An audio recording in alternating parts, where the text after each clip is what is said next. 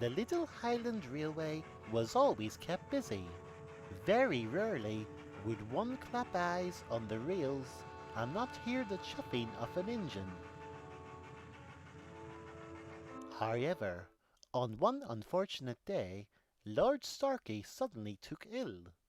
A relief manager looked after the railway while he was in hospital. The engines were most concerned, but tried their best to keep on schedule and not let him down. Many days passed, and Lord Starkey did not return. Each morning, the engines hoped that he would be standing at the platform in full health. One day, the most devastating news was delivered at the sheds. Lord Starkey had passed away. The engines were filled with unbearable grief. It was now set in stone that they would never clap eyes on their beloved manager again. Peggy missed him the most, but tried to stay strong while pulling her trains.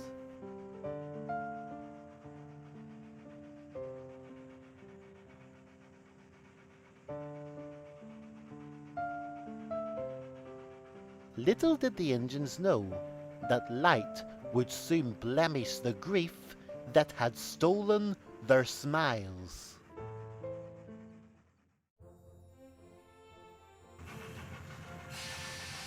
A new era was to begin.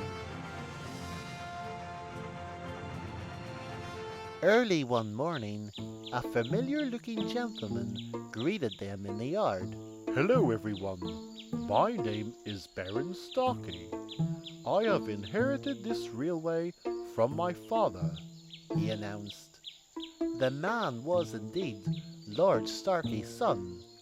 The engines had not seen him for a very long time. Now my father's passing has left a huge hole in my heart, and his absence has cast a dark cloud over this great railway he opened. Retirement did not compute with my father until his final breath. His main concern was this railway. He need not worry within his grave.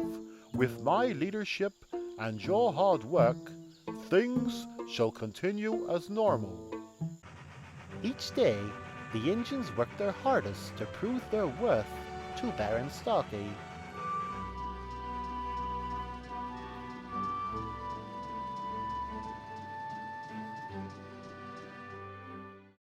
One morning, Misty was late with James Clifford's coaches.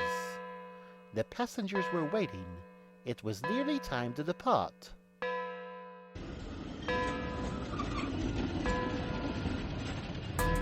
You useless piece of van! You've made me late! He scolded. Poor Misty was very embarrassed. That evening, she confronted him over his outburst. "Never speak to me like that again, especially in front of passengers," she berated. James Clifford looked glum. I'm sorry. I just miss him, he muttered. We all do, replied a voice. To the engine's surprise, Baron Starkey had came to visit them at such a late hour. You're hurting, and I understand that, but you must stay united. Let your mourning strengthen your friendships instead of escalating to anger. Then he turned his attention to Gunther. Sorry to come here at such a late hour, but I have a very important job for you, he informed.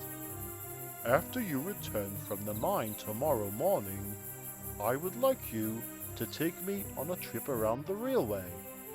There are certain places I wish to visit, he said.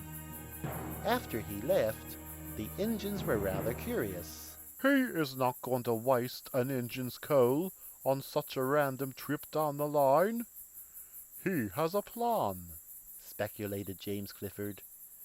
Whatever it is, We shall find out tomorrow, yawned Peggy. Let's get some sleep. The next morning, Gunter returned from the mine and met Baron Starkey at Carloney Station. Before boarding, he revealed his schedule to Gunter's driver.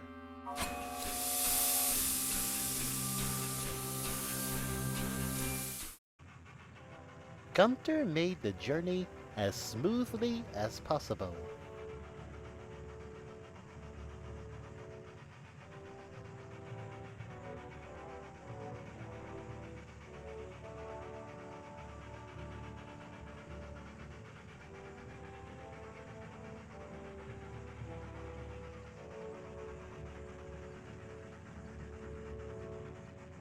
He found himself stopping at many different locations.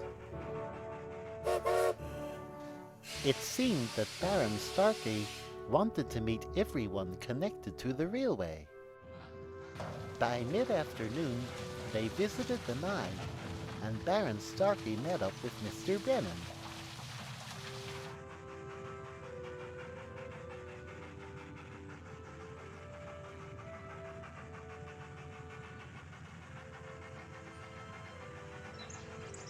Finally, they arrived at Colt Harbor, and the harbor master awaited them.